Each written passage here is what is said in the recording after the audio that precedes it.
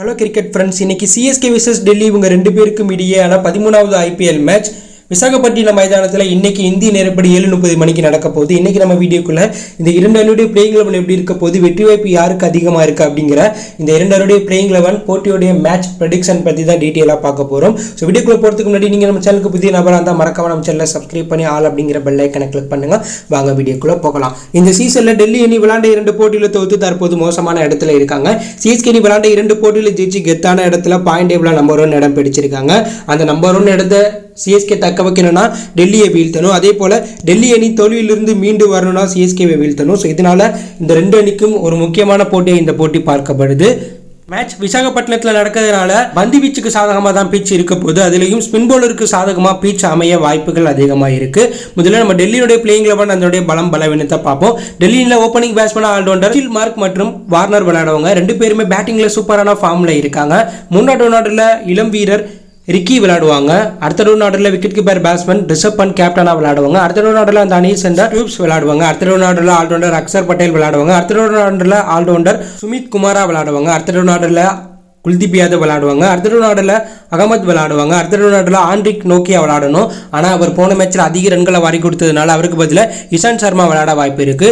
முகேஷ் குமார் அதனுடைய main fast பாலராக playing லெவலில் விளையாடுவாங்க. இதுதான் டெல்லியுடைய பிளேயிங் லெவனாக சிஎஸ்கேக்கு எதிராக பார்க்கப்படுது. டெல்லி அணியில் மிடில் ஆர்டர் பேட்ஸ்மேன்கள் இல்லாமல் தரமான பந்து வீச்சாளர்கள் இல்லாமல் தள்ளாடிட்டு இருக்காங்க. அந்த அணியை சேர்ந்த முகேஷ் குமாரை நம்பி தான் அதனுடைய பந்து வீச்சு இருக்கு. அதே போல் ரிஷப் பண்ட் அக்சர் பட்டேலை நம்பி தான் அதனுடைய மிடில் ஆர்டர் இருக்கு. இதுதான் டெல்லியினுடைய பலவீனமாக இந்த சீசனில் பார்க்கப்படுது. டெல்லி அணியை பொறுத்தவரை சிஎஸ்கேக்கு எதிராக ஜெயிக்கணும்னா டாஸை வெற்றி பெற்று பந்து வீசி ஒரு 150 ரன்குள்ள சிஎஸ்கேவை சொட்டணும். ஒருவேளை டெல்லி முதல்ல பேட்டிங் ஆனா சிஎஸ்கேக்கு எதிராக 200 ரன்களுக்கு மேலே அடிச்சு சிறந்த முறையில் பந்து வீசணும். அப்பதான் சிஎஸ்கேவை வீழ்த்த முடியும். அடுத்ததான் சிஎஸ்கேடைய பிளேயிங் லெவன் அதனுடைய பலம் பலவீனத்தை பார்த்துருவோம். சிஎஸ்கேல ஓப்பனிங் பேட்ஸ்மேனாக சூப்பரான ஃபார்ம்ல இருக்கக்கூடிய கேப்டன் ருத்ராஜ் கேட்வார், அச்சின் ரவீந்திரா விளையாடுவாங்க. ரெண்டு பேருமே தற்போது அதிரடியாக விளையாண்டுட்டு இருக்காங்க. சூப்பரான ஃபார்ம்ல இருக்காங்க. அடுத்த நாட்டில் அஜிகே ரகானே பேட்டிங்லையும் ஃபீல்டிங்லையும் வேற லெவல் ஃபார்ம்ல இருக்காங்க.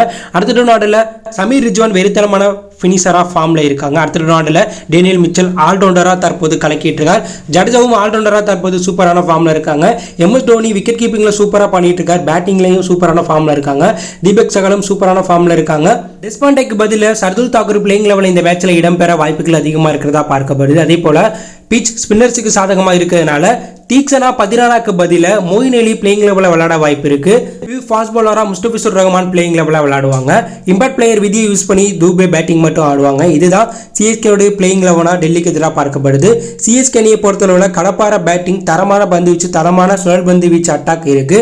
இதனால டெல்லிக்கு எதிரான போட்டியில் சிஎஸ்கே அணி ஈஸியாக வெற்றி பெற வாய்ப்பு இருக்கு. சிஎஸ்கே பலவீனம் அப்படின்னு பார்த்தோம்னா பந்து வீச்சு தான்.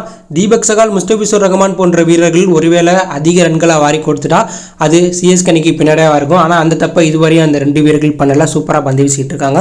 மற்றபடி சிஎஸ்கே பேட்டிங், ஃபீல்டிங் எல்லாமே வெறித்தனமாக இருக்குது. சிஎஸ்கே அணியை பொறுத்தவரை இந்த மேட்ச்சில் டாஸ் வெற்றி பெற்று பேட்டிங் ஆடி ஒரு 270 ரன்களுக்கு மேலே அடிக்க பார்ப்பாங்க. ஒருவேளை முதல்ல சிஎஸ்கே வந்து வீசினா 170 ரன்குள்ள டெல்லி சுருட்டி ஈஸியாக இந்த மேட்சை ஜெயிக்க சிஎஸ்கே பார்ப்பாங்க.